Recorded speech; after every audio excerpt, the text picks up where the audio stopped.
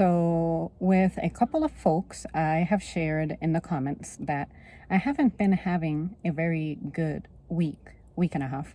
So, I thought that I would take a minute and kind of drop my guard and express superficially, not too deeply, especially to protect the parties involved in anything that I may end up saying. But it's just that ever since the end of February, I haven't really had recovery time, and hopefully as I go along, it'll make sense. So you guys know that the holidays are an incredibly difficult time for me because of the social landscape, the noise, the rush, people's stress.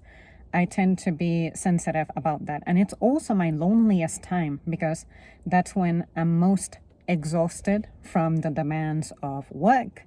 And then all I want to do is be at home and chill. But when I'm at home, I get lonely and I don't like to be alone. But unfortunately, everybody is in the party mood because they feel obliged to keep up with the Christmas tradition of giving and Thanksgiving overindulgence. So me, as someone who's trying to avoid crowds, I'm condemned to be by myself. And I don't have any interest in changing that because I am that way for a reason. It's what works for me. In the same manner that other people are that way because I guess it works for them. But if it works for you and you're happy about it, then don't let me hear you complaining about the fact that you're stressed about having to do Christmas shopping, having to travel, having to buy God knows what to cook at home and blah, blah, blah. If you're complaining, that means you're not enjoying yourself. It's either do what you have to do, sacrifice what you gotta sacrifice and be happy about it, or don't do it at all. Because then to me, you come off as a two-faced person. The way I am is if I don't like something, I don't do it, period. So how about if we all start doing that? Start being more consistent and faithful to yourself and your values. And if the people you know don't support that, then don't hang out with them. Anyway, so that is the kind of conclusion that I have to the holiday season. But I don't feel like I get a proper time to really heal from that. And it also doesn't help that I guess we live such rushed lives that nobody is really thinking about themselves. They only know that they're stressed and overwhelmed and fatigued, but they don't really take the time to think about what caused that. And I'm the kind of person who I can talk about those things because I spend time pondering that. I love to do that. That is my favorite kind of homework. At the end of February, one of my best friends at work quit. And it was over an issue with a customer. Basically, he defended himself from something and the company decided, you pretty much misbehaved. So here you go. We're going to have to sanction you for that. So my colleague decided that he is not going to be treated that way and he decided to quit. I can respect that because if you're going to have that looming over your head and it affects the quality of your experience at work, you don't have to put up with that. So I had to support him and it was incredibly difficult because again, it's one of those people who you have been with for a while and you get to know them well. And on top of that, there is a friendship behind that as well. So I'm like, darn, like that really sucks because you meant a lot to me in this role. And now it's like, it's what I imagine losing a comrade at war to be like. It's like, oh, damn, like I just lost somebody from the squad. So now I gotta go along in the battlefield, but with one less resource, one less source of backup, something like that. Like, I'm not trying to say that that is comparable to the experience of a soldier on active duty, but psychologically, that must be the kind of link going on. Like, this person helped me survive work, and now I don't have them anymore. So that's what I'm trying to convey there. That vacancy was filled with someone who I just so happened to get along very well with. I may not know this person for as long or have as many experiences, but at least I can say that it was an incredibly worthy person, and he had the support of absolutely everybody in the team. So that on its own, it's good news. Was there a cost? Yes, but at least we made up for it with good quality. So that's good. However, earlier to mid this month, another one from my squad also quit. And this one is one that, in a sense, I'm happy about, because this is an individual who was no longer happy within the role. And I'm thinking, well, if you're not happy with the role anymore, unfortunately, it's starting to show. It's affecting you. It's affecting us. So if you think this is it, then, this is where we part ways. But it's still difficult because it was someone who knew the job, had been around for a few years, and therefore we consider them a vet. So these two folks I'm describing happen to be vets of the company. So in this landscape of work where talent retention is challenging, to lose people who were good but also experienced, you feel the hole, you feel the void. But in addition to that, someone from another department, another team, ended up passing away. And although I didn't know this person very closely, I did get to collaborate with him. And you also feel their absence because this was someone in a management position. So the day that we got the news, I happened to be off, but I heard that it was terrible. The atmosphere at the store was just sad. I heard that people were crying and sobbing, and some people had to be sent home and all that. So it's like, I get it. We're riding a storm. Not only are some people leaving, but we're also like actually losing people. But this is another factor. Like, this was a health related type of thing. But it's another hit, like I lose two of my closer co-workers, and on top of this I lose another co-worker. But this is a permanent loss, and we are in a grieving state.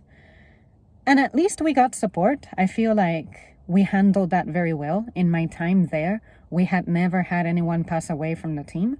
And I had always wondered about that because I asked the people who had been there for longer than I have. I'm like, we have stories of individuals who pass on, right? Because in my time here, it's been a long time. It's never happened, thankfully. But we have lost people who were once employed, and then they ended up passing away, but they were no longer employed. So it's a little different. But to have someone who was an active worker, losing them, that was a completely new experience for me. That is going on as well. And then in an effort to replace the second person I described who quit, we hired two people to perform this role. It's also a management role for my department. Well, one of the individuals who got the job ended up quitting before she began to manifest her role. So needless to say, that created yet another vacancy. So technically, if I remember right, there was another vacancy that we never filled, and it was for someone who was expecting. She had her baby. She decided she didn't want to return full time. We totally respect and support that, but that vacancy was there. Now we have one vacancy that we did fill, the one from February, but now we have the one from early March that we did fill with two people, but that two people are there because that role is supposed to be filled by two people, but we never had two people. We only had one person to fulfill a role that two people are supposed to be fulfilling. So once again, we thought we finally have in the team the dynamic of two people for this role, but now we're back down to only one person for this role. And this is a person who is an external candidate. So when you're an external candidate, at least you have the experience of the industry, but you're still an outsider to the company. So by the time we train you, by the time you do your paperwork, by the time you get caught up with the role itself, but also policies, and pretty much school yourself as a employee, that takes time, resources, effort. And keep in mind that we have been in this season for quite some time. I'm not saying that I cannot provide my support. Of course I'm going to. If this person is successful, by extension, I am going to benefit from that too. Because if my leader is well versed and prepared, he's able to be more relaxed and lead better. Whereas if my leader is lacking confidence and stressed and lacking resources, that's going to show on the rest of us. That's in the back of my mind, plaguing me a little bit. And I'm not upset by it. It's just the way things are. But I'm just saying that that's going to make my job dynamic, different. And sometimes different means challenging. To enumerate some of those challenges, there have been schedule conflicts already taking place. For example, I am doing jobs that regularly were not assigned to me because that's not where I shine, I guess, but because we have had vacancies due to people getting sick, now I'm having to be scheduled for those kinds of jobs, and I don't like that. So that's going to begin to affect me. In addition, I am being scheduled to be there for later than my available time. Even though it's just by a little bit, it's between half an hour to an hour, it's becoming more frequent. How long is that going to last for? But also, I have been offered to work on my days off, and I'm in the middle of editing a bigger video in which I go over that because that one did go particularly deep. But as much as I want to support that team, what about me? I gotta take care of myself because I'm dealing with some stuff, and there's some stuff that you guys have no idea about. And I will give it a brief mention, but I'm not going to go into details to respect the privacy of the individual going through it. So that's going on. Now, on a completely unrelated note, my mom, I have mentioned to you guys that she had a procedure. She has been out of work since October.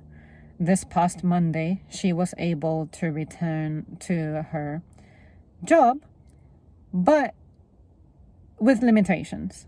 And because of that, she is experiencing her own stress of being disoriented because since she's been gone since October, softwares have been updated. She couldn't sign into her profile, so IT had to mess with her. Certain rules had changed. She has to catch up on paperwork. She has to catch up on any trainings that may have dropped. Blah, blah, blah. It's like she crash landed into a post-apocalyptic, I guess, world, and now she has to learn how to thrive in such a place. But in addition, the psychological effects of that, because she is now considered a handicapped person, so she also has to watch for her health, and hopefully her management will be empathetic about that, accommodating and understand that my mom is simply not going to ever be the worker they knew before, because she had to go through this life-altering procedure, so you cannot expect for her performance to be the same. And you also need to be careful because you don't want to treat this person different or expect crazy things from them because now they're an American with disabilities, and there's a little act out there that you gotta be respectful of. So just understand that. Mom has also had additional medical appointments for things unrelated to the procedure that she had recently, and it looks like she may need to deal with now a new problem that was completely unrelated to what she was dealing with. It has the potential of being something that is going to bring issues, and now that's something that we're going to have to prepare for. And she is the patient. I'm not trying to make this about me, but understand that this channel is about me expressing my thoughts, expressing my feelings, what affects me. So it will be very egocentric. It's supposed to be very self-centered and stuff like that. So don't look at it as, why are you making your mom's ailments about you? Like, understand how this affects me, okay? Because some people out there just don't get it. Because I am her closest relative, I'm pretty much all that she has. So I can anticipate that once again, a lot of the weight of what she's going through is going to fall on me as her immediate source of support. I'm not looking forward to that. And I am worried about the way that I was managing and handling her situation, which the stuff that she dealt from October up until earlier this week, it was predictable, it was manageable. We knew ahead what we could expect, but with this new thing, there's no telling how that's going to alter our lives. So now I have planted in my brain the fear of the unknown. What consequence is this going to have? So bear that in mind. And on top of that, because we are so far away from any other relatives, again, mom is going to depend on me for a lot of things. And remember where I'm at: exhausted, depressed, frustrated, in pain. For some reason, people don't tend to have empathy with anybody except for the patient. It's all about the patient. I get it. The patient is the one suffering the greatest, right? But also consider the individuals who surround the patient. Those individuals suffer in their own way as well. I am someone who self-proclaims to be someone who struggles with empathy, and I understand that, and I have that very present in my mind. If someone like me who struggles with empathy can understand that and express that, why can the rest of the people who are probably better than me at being empathetic not able to do that? But instead, anytime someone who's not the immediate patient expresses a frustration or challenge or being overwhelmed with having to care for someone, especially when you don't have the training or preparation or resources to deal with that, you get criticized. That furthers my depression, just so you know. So I'm just putting that out there. Anybody who's in a similar situation to me, where you're caring alone for an elder, it does suck. Don't let anybody minimize your suffering just because you're not the patient. Don't let anybody do that shit to you. That is gummy, emotionally abusive, and you deserve so much better. Make yourself be respected, no matter what it takes, because the sole fact that you're sacrificing yourself to assist somebody else and also try to take care of yourself, that is one of the most selfless acts you can perform. So don't let anybody try to say that you're not doing enough. And on top of that, if we're critically thinking about it, that means expenses that we cannot foresee are going to take place. Some bills, once again, are going to go up, plus the ones that naturally go up every goddamn year, such as rent.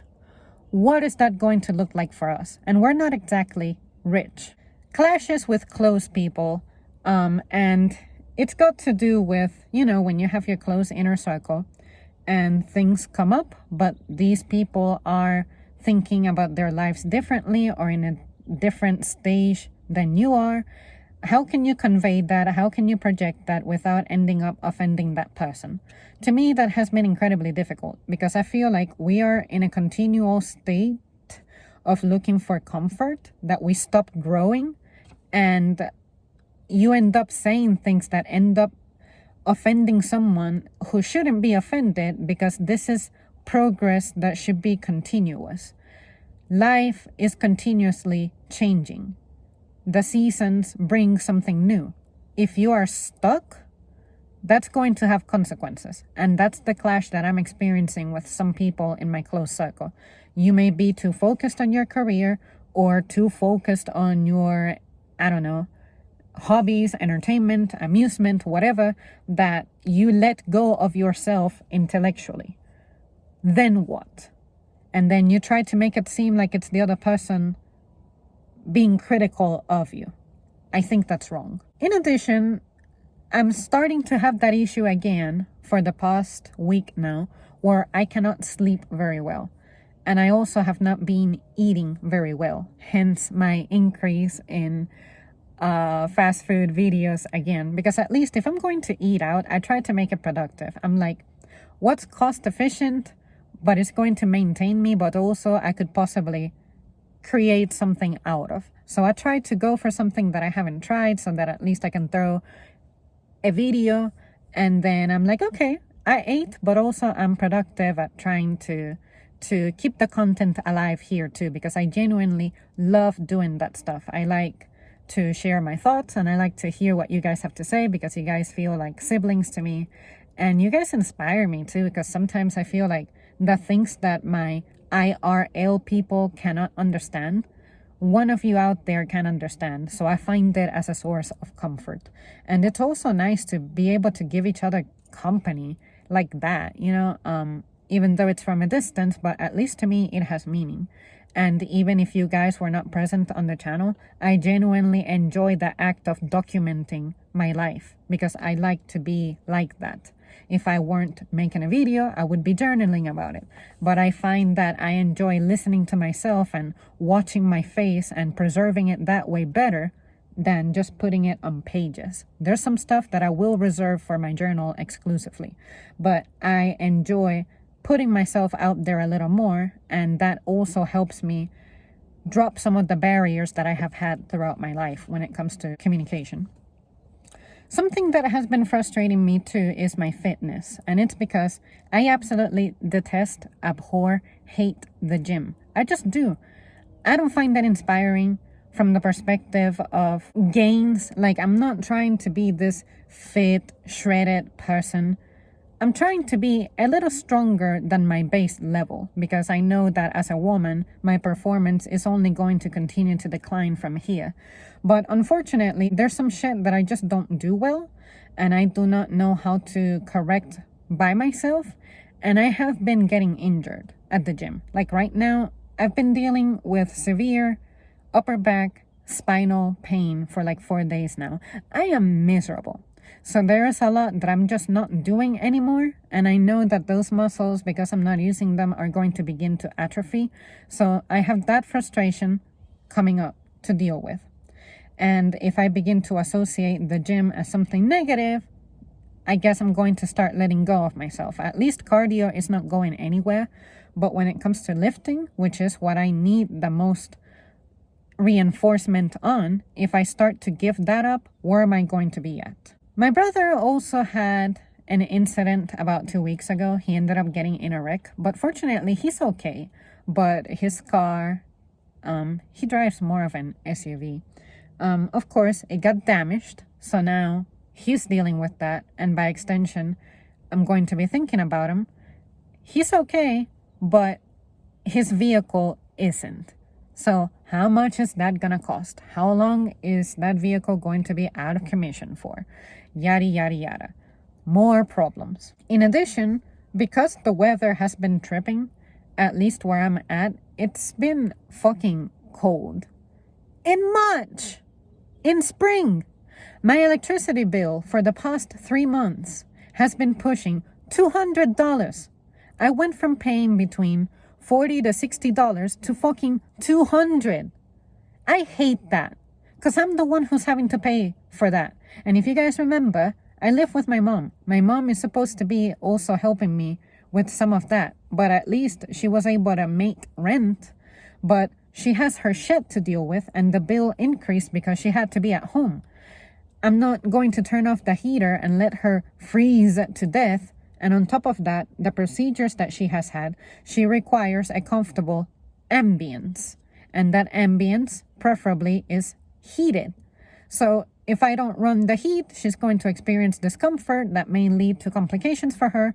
But I'm the one who's having to completely swallow that goddamn bill on her own, because, of course, she's out of work. She's not making as much money as she's supposed to, because for some reason, this goddamn country, it's your health insurance is tied to your fucking employment. But if you stop working because you have a medical procedure, you lose your benefits still, because you can't work, because it requires for you to be out of work. But what's the point of being full-time and having those benefits if when you're going to indulge in those benefits, they're going to be canceled because you're not working to maintain those benefits? What the fuck? In general, with the situation that I explained about work is demanding more from me. My personal life is demanding more from me. I myself have goals and dreams. I'm demanding more of my own self. How do I manage all that? How can I be okay with all that? but without being whiny? How can I deal with that like an adult, a strong, mature adult?